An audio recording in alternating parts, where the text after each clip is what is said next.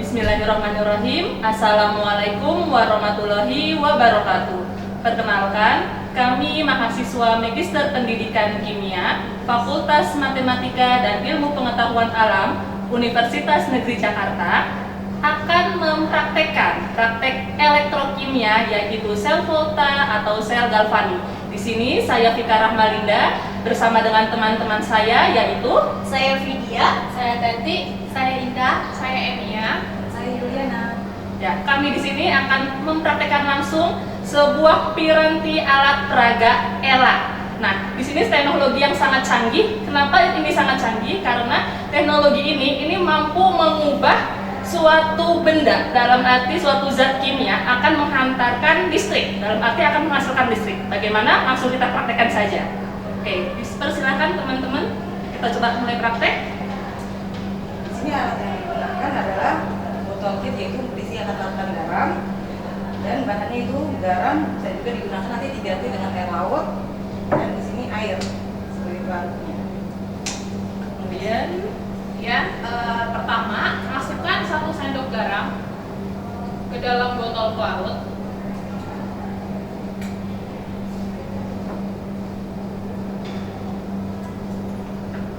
Tambahkan aquades atau air setengah botol larutan dulu, setengah botol pelarut.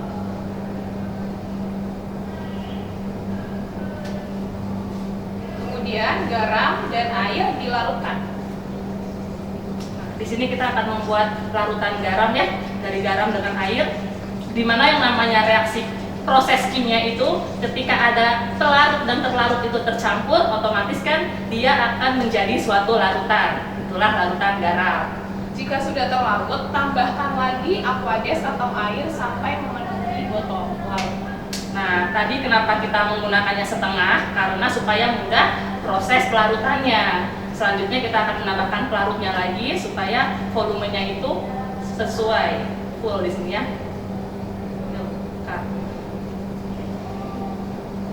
Larutan garam nanti akan digunakan sebagai pengisi. Oke, larutan garam ini kita pakai sebagai larutan elektrolitnya. Kenapa? Karena di dalam sel volta itu kan kita wajib menggunakan suatu larutan. Yang namanya sel volta itu kan pasti butuh larutan. Di sini elektrolit dengan bantuan larutan garam ya. Oke, boleh Kak kita coba? Ya, selanjutnya kita buka tutupnya untuk memasukkan larutan. Di sini saya akan memasukkan air garamnya.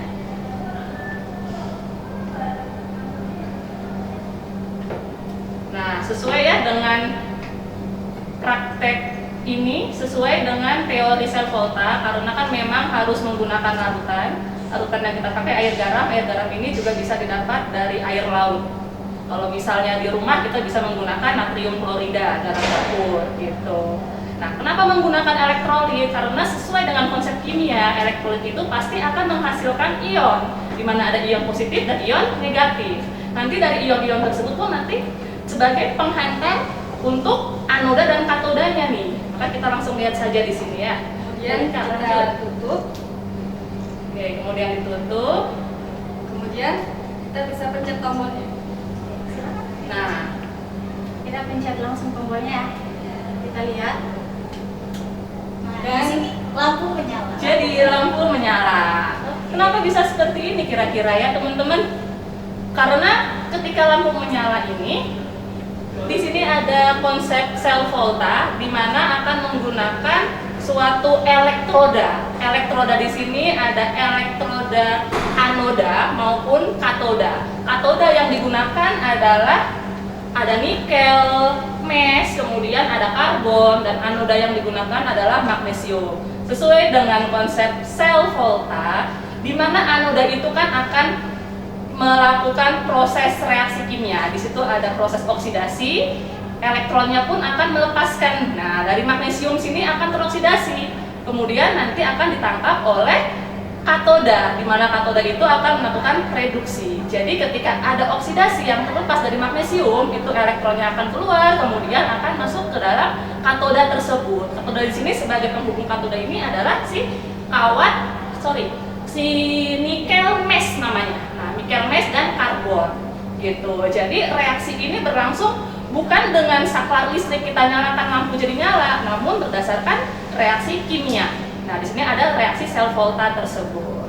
Berikutnya, kami akan mempraktekkan langsung nih piranti alat rangkaian sel volta. Nah, di sini tuh kenapa kita harus praktek supaya teman-teman di rumah semua belajar bagaimana kimia itu sebenarnya konkret, ya, bukan sebatas teori di buku SMA maupun di sekolah. Oke, teman-teman, kita langsung aja praktek. Yuk kita buat.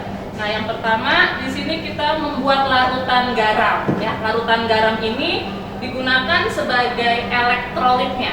Kenapa menggunakan larutan garam? Karena garam ini kan akan terurai menjadi ion-ionnya, yaitu menggunakan garam dapur. Di sini natrium klorida, maka ada Na+ dengan Cl-.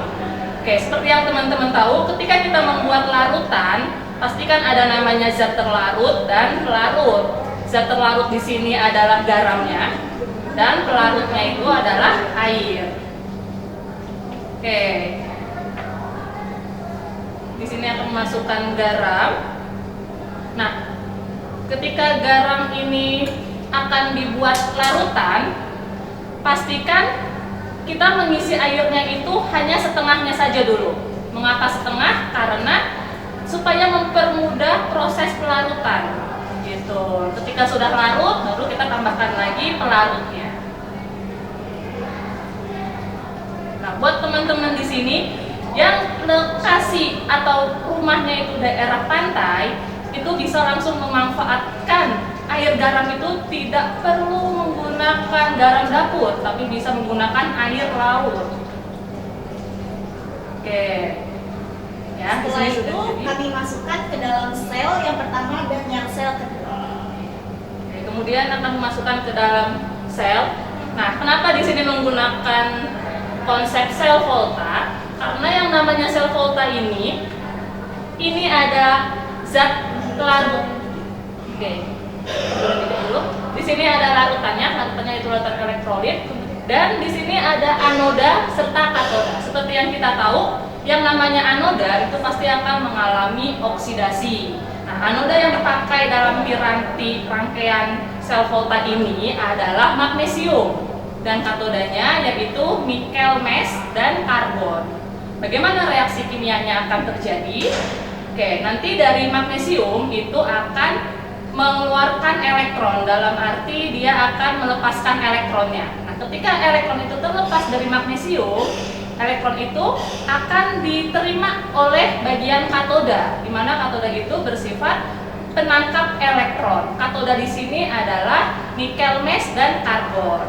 Oke, teman-teman lihat di sini, ini adalah magnesiumnya. Nah, magnesiumnya. Nah, ini magnesium sebagai anodanya.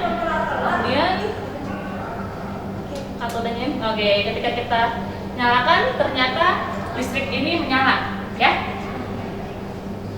Oke, alat voltmeter ini sangat berfungsi dengan baik. Oke, dan di sini pun bisa langsung terukur voltasenya. Ketika kita belajar di sekolah, itu kan akan menghitung E0 sel. E0 selnya berapa? Antara magnesium dengan nikel, gitu ya. Nah, ketika kita coba menggunakan alat ukur ini, langsung terukur di sini. Oke, boleh Kak dibantu kita coba mencet? Nah, di sini akan muncul voltasenya berapa? 0,24 volt. Kemudian cahayanya juga bisa dites menggunakan alat luxmeter atau uji untuk intensitas cahaya. Di sini kami menggunakan luxmeter.